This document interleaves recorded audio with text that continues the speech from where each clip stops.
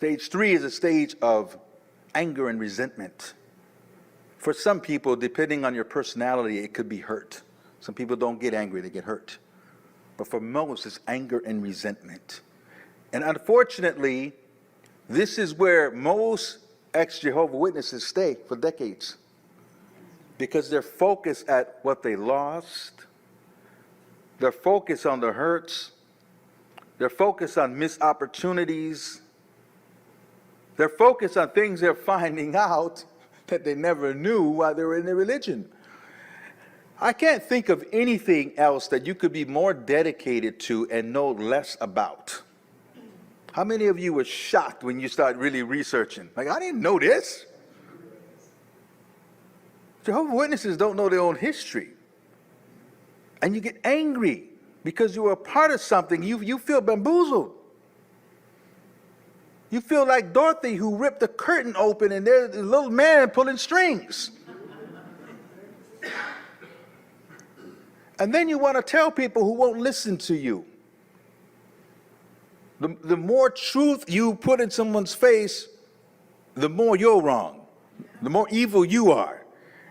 You mention something they can't answer. Oh, you an apostate? So they can just shut down on you, right? And it makes you mad. And you start seeing the organization in a different light. And you look at these people who run it. Instead of having, one Wizard of Oz, there's a body of them. And you're like, I can't believe this fooled me for so long. I'm upset because I was gifted. I could have got a college scholarship. Colleges wanted me. I passed it up. I'm mad because I married somebody I wasn't even in love with, because you marry the first person you date. And I got kids by this person I never did love. I didn't even know what love is. Never went to a prom. I never interacted with the opposite sex. Now I'm married to somebody who I don't know. I'm mad. I'm mad because, man, I was the fastest kid in school. I was a great athlete. Couldn't play. I'm mad. I'm mad, and everyone needs to know. Here's a question. How are you moving your life forward in that state? I understand the state. I've been there. But how is your life moving forward in that state of anger and resentment? How are you using your gifts and your talents and your skills? Where are you going to be decades later? You see, if you wake up at 35 or 40 years old, yes, it would have been better if you woke up earlier, but life is what it is. And now you're 75 years old, and you're mad at your life. Like Maya Angelou said, there's no greater agony than the bearing of an untold story left within. And you're looking at your life, and you did not have the experiences you wanted. You did not do the things you wanted to do. You did not live the life you wanted to live. But guess what? From the day you left, it was your responsibility to change your life. You cannot blame the Jehovah's Witnesses for the rest of your life.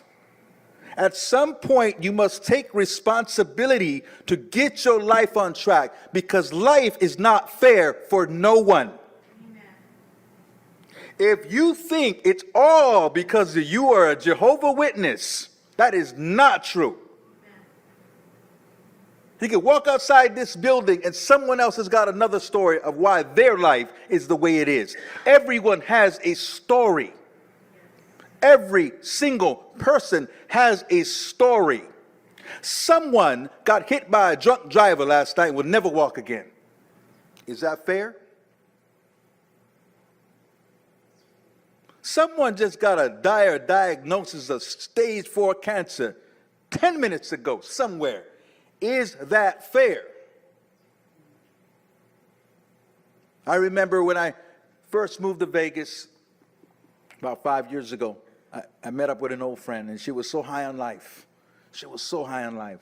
All these incredible changes that had been happening. She left a horrible relationship, She was so high on life. She had just come from a seminar that had her all pumped up, and it was such a good luncheon we had. And come that Friday, I saw on Facebook that her 7-year-old son had stage 4 brain cancer. Not fair. But whatever we're given in life, that's where we have to live from. We have to move forward from that place.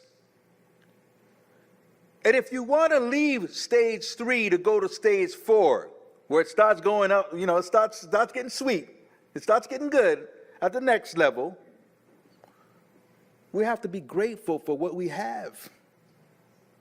We have to live in gratitude. We have to count our blessings and not our challenges. Let me tell you something. If you've got real challenges in life, I promise you, they're less than the fingers on your hand. If you got real challenges in life, they're less than 10. For most of you, it's less than 5. But if you were to count all the blessings you have, the things that you take for granted right now, you couldn't count them. There's so many things going right in your life. You don't appreciate your good back until your back goes out.